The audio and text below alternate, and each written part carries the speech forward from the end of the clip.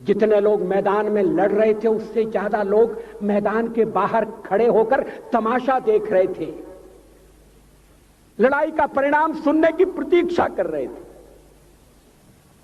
देश के भाग्य का निर्णय होने जा रहा था, मगर उस निर्णय में सारा देश शामिल नहीं था। विदेश मंत्री के नाते मैं अफगानिस्तान गया था। आपको सुनकर ताज्जुब होगा, अफगानिस्तान के अपने मेजबानों से मैंने कहा मैं गजनी जाना चाहता हूं, गजनी। पहले वो मेरी बात उनकी समझ में नहीं आई। कहने लगे गजनी तो कोई टूरिस्ट स्पॉट नहीं है, गजनी में कोई 5 स्टार होटल नहीं है, गजनी में आप जाकर क्या करेंगे, गजनी में आप जाकर क्या देखेंगे। मैं उन्हें पूरी बात नहीं बता सकता था। मेरे हृदय में कहीं गजनी कांटे की तरह से चुभ रहा है। जब से मैंने गजनी से आए एक लुटेरे की कथा पढ़ी है और किशोरावस्था में पढ़ी है, मैं देखना चाहता था वो गजनी कैसा है। आपको सुनकर ताज्जुब होगा, महमूद गजनी का अफगानिस्तान के इतिहास में कोई स्थान नहीं है।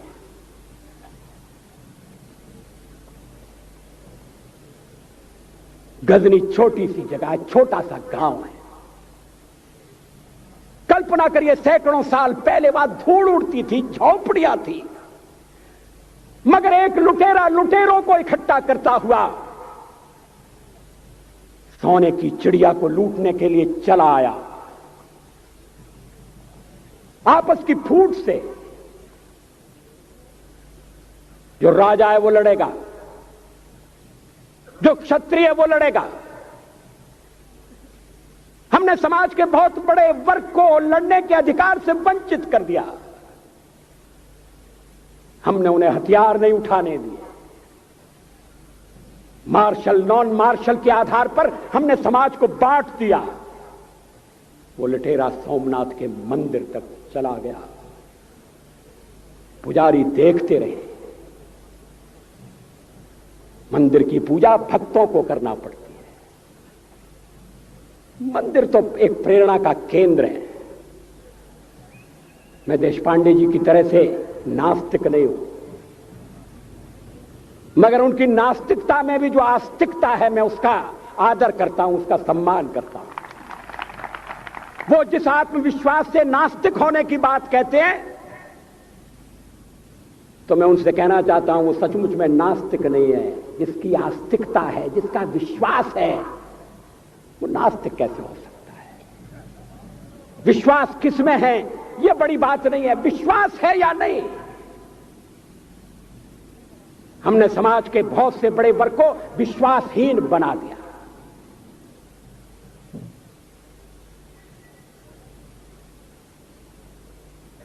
लोगों ने हथियार नहीं उठाए, वेद पढ़ने के दरवाजे बंद कर दिए। इसलिए हम पादाक्रांत हुए। अफगानिस्तान में मैंने एक बात और देखी। मुझे जिस होटल में ठहराया गया उसका नाम था कनिष्क। अफगानिस्तान एक मुस्लिम देश है।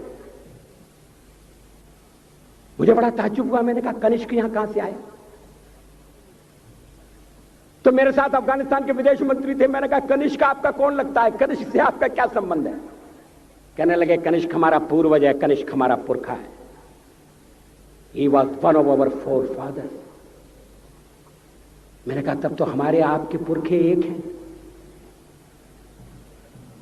अफगानिस्तान के लोगों ने उपासना पद्धति बदली है, संस्कृति नहीं बदली।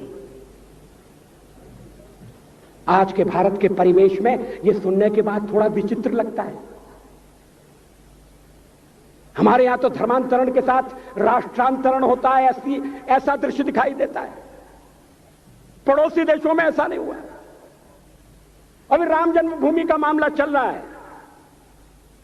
एक विदेशी आए, कहने लगे ये राम जन्मभूमि का क्या झगड़ा है।